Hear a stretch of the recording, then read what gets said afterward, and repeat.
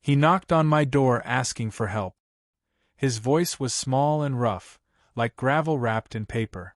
I opened the chain and peered through the peephole.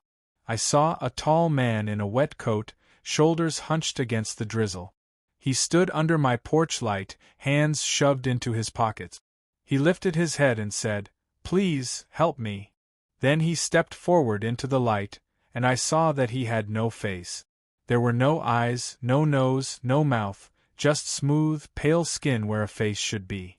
It looked like someone had taken a photograph of a face and erased it with a big, tired thumb.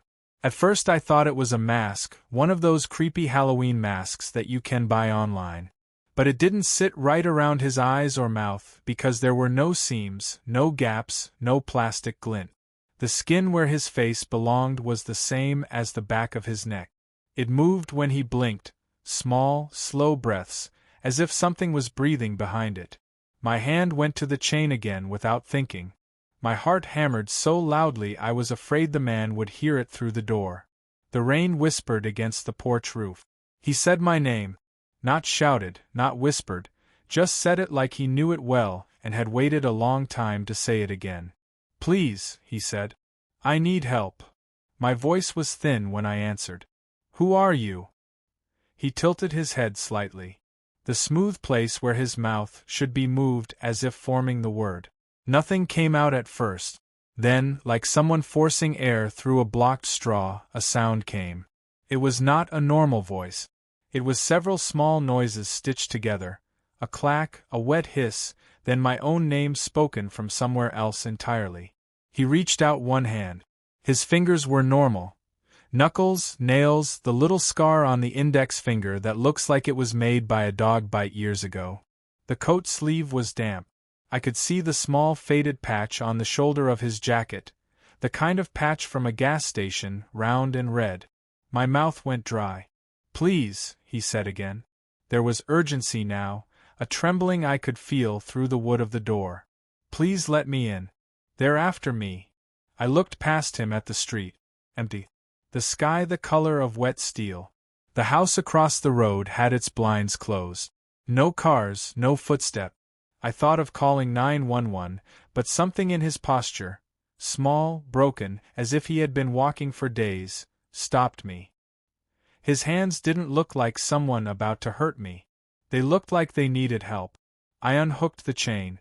The instant the chain slid free, a cold rushed through me like the house had been opened to winter.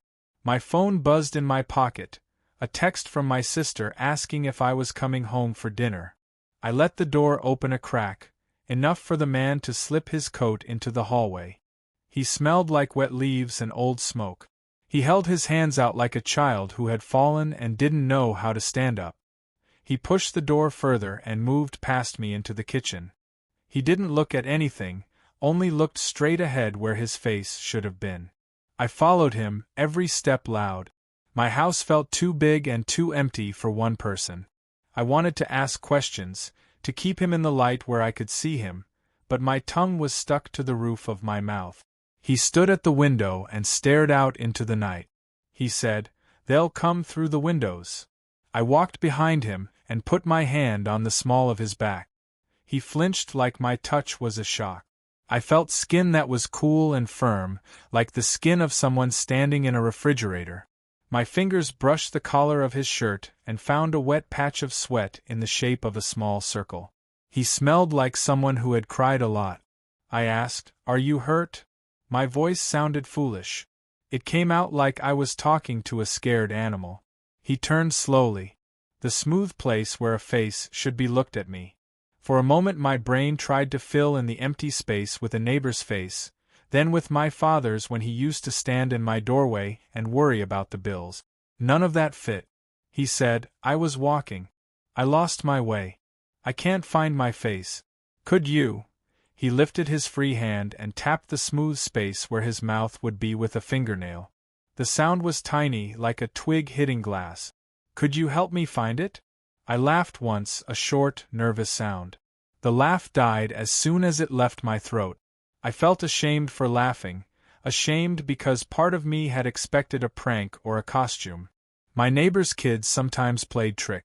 But this was not a costume. The man's hands trembled when he lowered them. The tremor was real. The wet patch on his shirt grew. "Who would do that?" I whispered. He looked down at his hands. It wasn't a who. His voice cracked a little. It was a thing. A clap of thunder cut the night. The porch light flickered. Somewhere in the house a clock struck 12, one slow toll. I realized then that the man had left muddy footprints on my tile. They were small, like the prints of a store-bought shoe, but each print had a tiny smear in the center, as if something had been rubbed into the mud. I told him to sit on the couch. He sat stiffly, as if sitting was an exercise in trust. I brought a blanket and wrapped it around his shoulders. He accepted the blanket with the same slow, careful motions of someone who was afraid to break the moment. When he spoke again, his voice was so soft I had to lean in to hear him. "They came first," he said. "I woke up on the road. I thought it was a dream. But then I saw my hands. They were mine. I could move them. I felt things. But when I looked up, his hands flew to the smooth place where a face should be.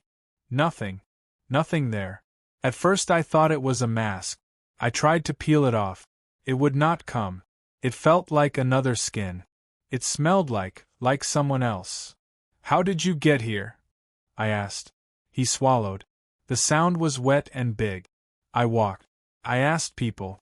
I knocked on doors. I told them I'd lost my face. They looked at me like I was a joke. One woman slammed her door in my face. Another called the police. I ran. They chased me. But they don't chase the same way when you have no face." He let out a short, broken laugh. "They look through you. They don't see you. They see what they're used to." I tried to think of something sensible to do. Call an ambulance? Call the police? Take him to the emergency room? Each option sounded wrong.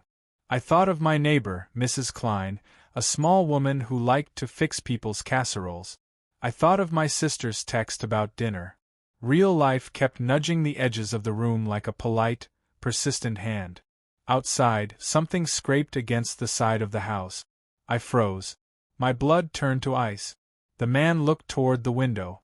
Even without eyes, he seemed to know the sound. "They found me," he said.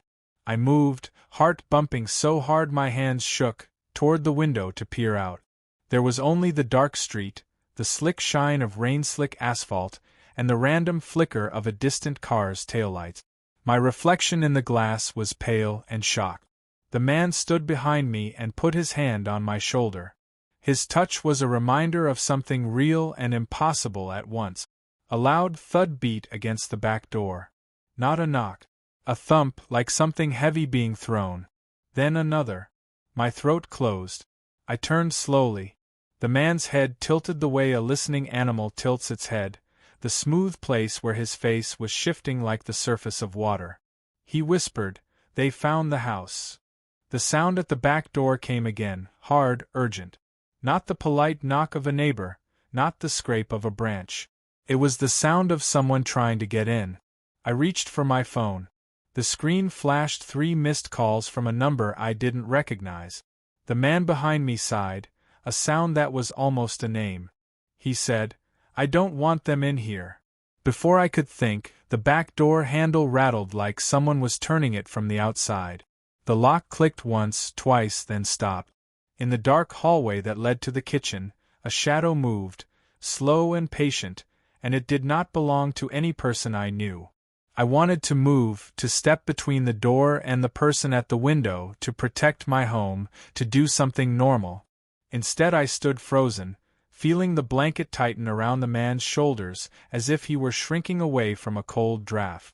The back door handle turned again, slowly, deliberately, and the last thing I saw before the kitchen light went out was the smooth place where his face should be turning toward the sound, and the faintest crease that might have been a smile forming where a mouth should be.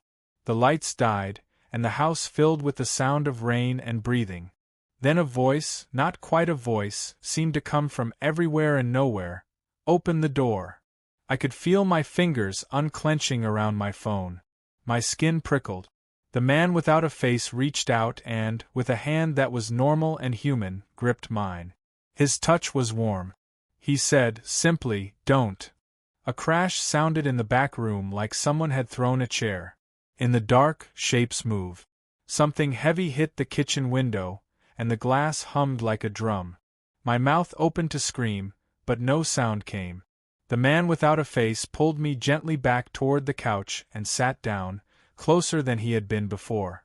He whispered, "They think you don't see them. They're wrong."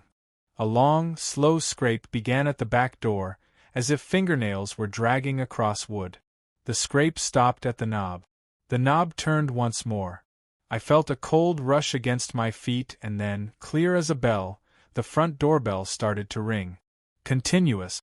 Insistent. The whole house seemed to vibrate. I looked at the man without a face. His hands were white where they gripped my hand.